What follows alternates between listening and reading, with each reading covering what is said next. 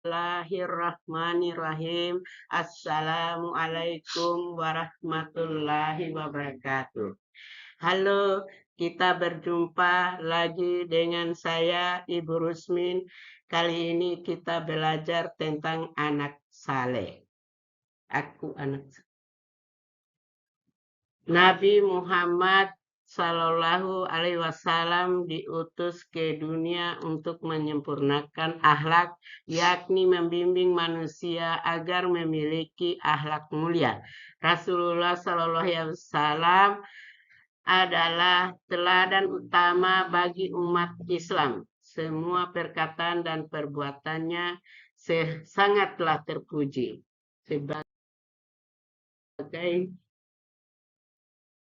Sekarang kita masuk dengan isi materi bersikap jujur, B.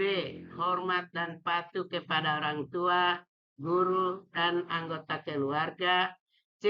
Indahnya saling menghargai.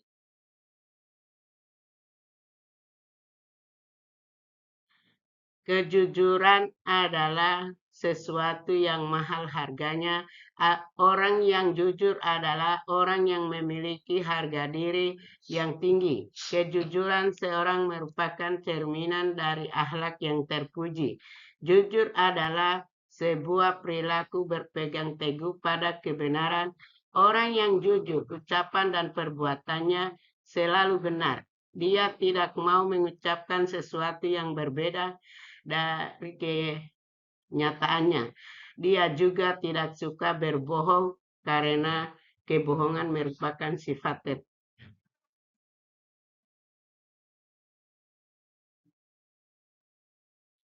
Kemudian yang kedua, sikap jujur harus diterapkan di mana saja. Di rumah, di sekolah, dan di lingkungan masyarakat. Jujur tidak mengenal waktu dan tempat. Di mana saja kita berada, kita harus bersikap jujur. Mengapa kita harus bersikap jujur? 1. Kejujuran menghasilkan kemuliaan. Orang yang membiasakan sikap jujur, kehidupannya akan mulia. Orang lain akan menghormatinya, hidupnya bahagia, dan Allah akan memberinya derajat yang tinggi di surga. Kedua, kejujuran menciptakan perdamaian. Masyarakat yang jujur akan menciptakan kehidupan yang damai, tentram, dan aman. Orang yang jujur selalu menghormati orang lain, serta bersikap sopan dan santun. 3. Menghormat dan patuh kepada orang tua, guru, dan anggota keluarga. Manusia tidak dapat hidup sendirian. Dia membutuhkan bantuan orang lain dan kehidupannya. Inilah sebabnya setiap orang harus saling menghormati. Sikap hormat harus dilakukan kepada semua orang, baik orang tua, anak muda, maupun anak kecil.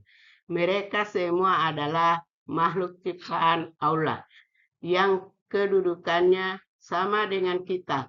Menghormati orang lain sama artinya menghormati diri sendiri.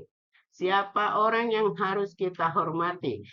Orang yang banyak jasanya kepada kita harus lebih kita hormati. Mereka adalah orang tua, guru, dan anggota keluarga kita. Mereka banyak membantu kehidupan kita. Ayah dan ibu adalah orang pertama yang berjasa kepada kita. Ibu mengandung kita selama 9 bulan lebih dengan penuh kepayahan. Setelah lahir, ibu merawat dan mengasuh kita dengan tiada pernah bosan. Demikian juga ayah yang tiada lelah bekerja setiap hari untuk menafkahi kita. Pergi pagi, pulang sore. Dengan harapan keluarganya hidup sejahtera meskipun lelah. Ayah tetap giat bekerja. Semua itu adalah wujud kasih sayang ibu dan ayah kepada anaknya.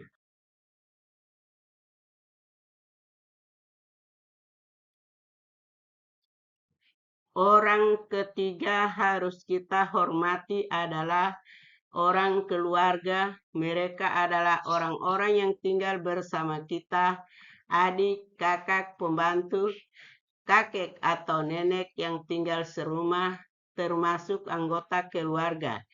Kita harus hormat dan patuh kepada mereka. Mengapa? Anggota keluarga adalah orang yang setiap hari kita temui. Kita selalu membutuhkan mereka, baik ketika sehat maupun sakit. Sebagai sesama anggota keluarga, harus menjaga kerukunan dan kasih sayang.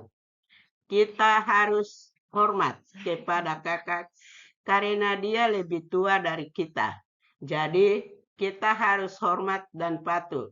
Dengarkanlah nasihatnya dan jangan pernah melawan atau berani kepadanya. Mintalah bimbingannya ketika kamu belajar atau mengerjakan PR. Kakakmu pasti dengan senang membantu.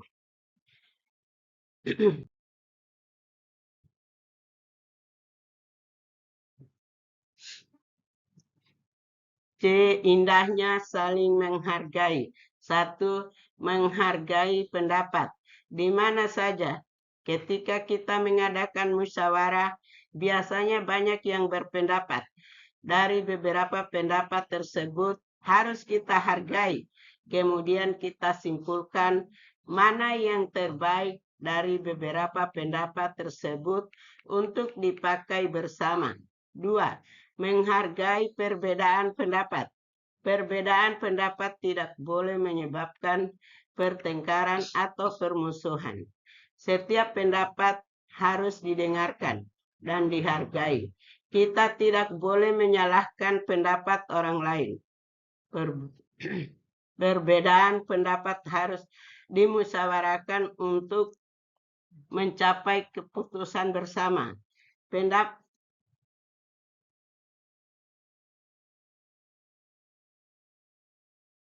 3. Cara menghargai pendapat orang lain. A.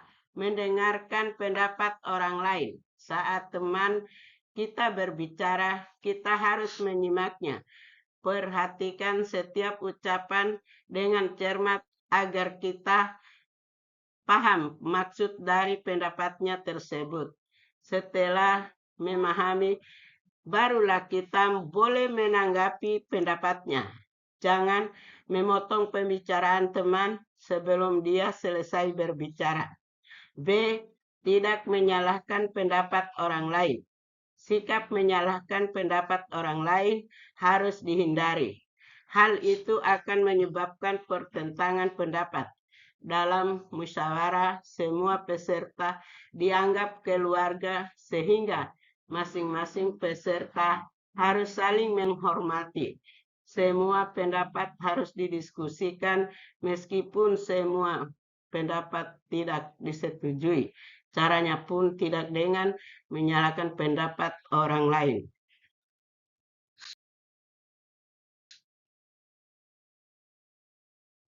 C. Menyanggah pendapat dengan santun. Ketidaksetujuan terhadap pendapat orang lain harus disampaikan dengan cara yang santun.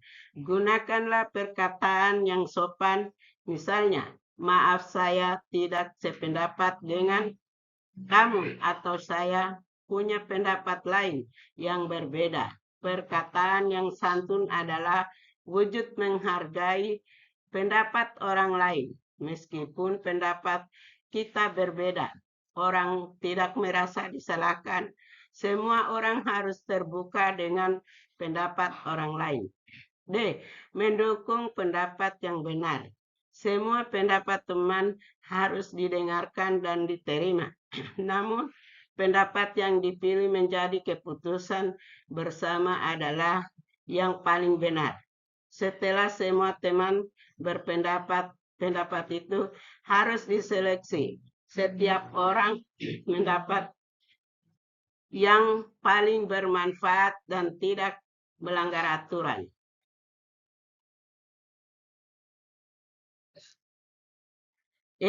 Melaksanakan hasil keputusan bersama. Jika keputusan sudah ditetapkan, semua orang harus melaksanakannya. Kita tidak boleh mengingkari hasil musyawarah, meskipun pendapat kita tidak dipilih. Keputusan musyawarah harus dijalankan. Ini bagian dari menghargai pendapat. Semua orang harus rela dan bersungguh-sungguh menerima keputusan bersama. Demikianlah beberapa cara menghargai pendapat orang lain. Biasakanlah menghargai pendapat teman agar dia juga menghargai pendapat kita.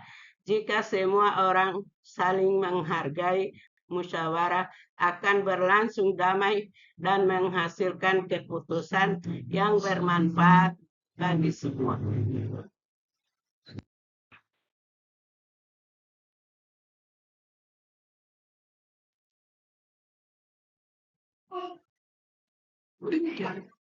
Demikianlah materi yang saya bawakan pada kesempatan ini.